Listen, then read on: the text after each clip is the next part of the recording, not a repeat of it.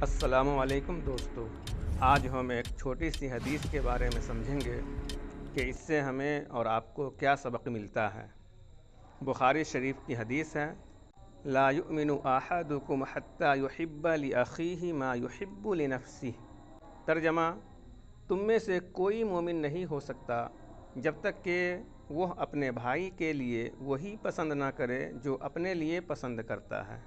اسی سے جڑی ہوئی ایک چھوٹی سی کہانی ہم آپ کو سنانے جا رہے ہیں۔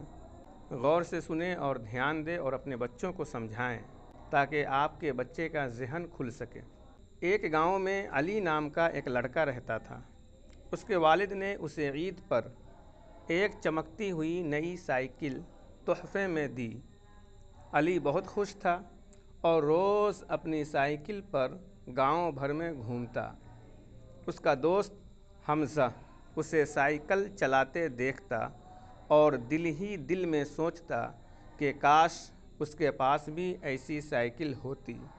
ایک دن علی نے دیکھا کہ حمزہ اداس بیٹھا ہے۔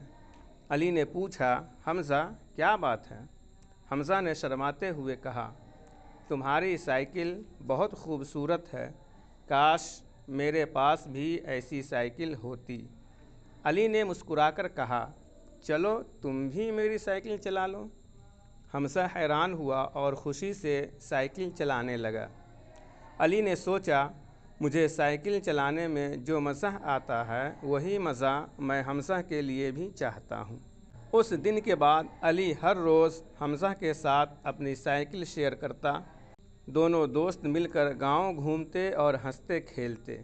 علی کے دل میں سکون تھا کہ اس نے اپنے دوست کے لیے وہی خوشی چاہی جو وہ خود محسوس کرتا تھا۔